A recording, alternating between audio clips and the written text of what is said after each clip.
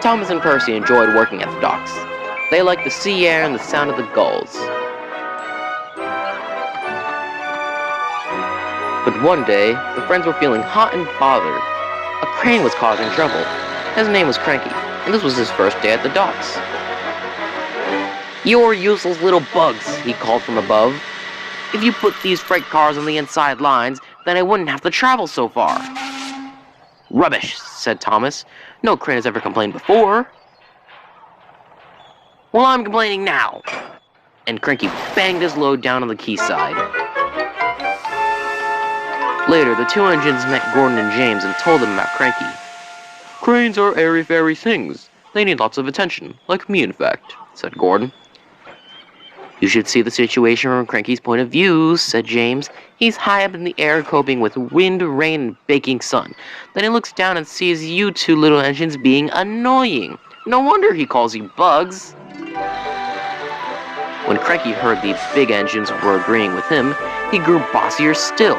Come on, push those freight cars closer to me." But Percy was too upset to concentrate and pushed the freight cars too far. Poor Percy. Then Cranky played a trick on Thomas. "Push your freight cars into the outside line. It's easier for me to load them up." So Thomas did as he was told. But Cranky didn't leave the load in the freight cars. He left them besides them. "You must know my crane arm can't reach you there," laughed Cranky. This mix-up caused confusion and delay. Sir Topham Hatt was most upset. "Thomas and Percy, this new crane has a very important job to do. I've heard you have not been helping him today. You will go to your sheds and consider how you can improve yourselves tomorrow." Now Thomas and Percy were upset too. That evening, a big storm raged across the island. Cranky and the other engines were trapped at the docks.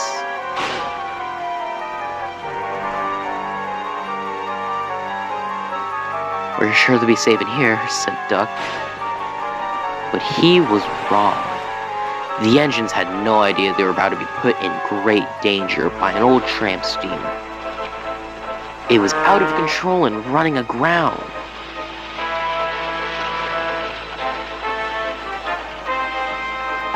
And it hit the sheds with a loud crash.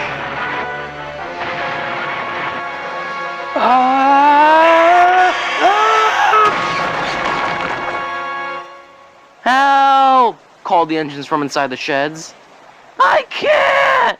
called Cranky. When the storm was over, Sir Topham Hatt rushed to the scene of the destruction. "Thomas and Percy will help you," he called to Cranky, "and then you can help the other engines." "Oh, please hurry," cried Cranky, "and tell them how sorry I was rude to them." "So it was you," murmured Sir Topham Hatt. "I owe those engines an apology." Thomas and Percy soon came to the rescue. And it wasn't too long before Cranky was upright again, and he started clearing the wreckage.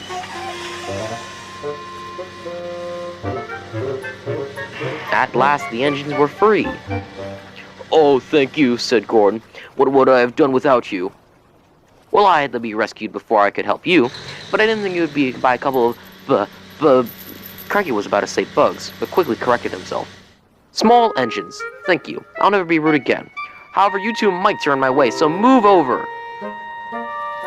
"Puh, he's back to bugging us." "Don't move! You're still attached to the Cranky!"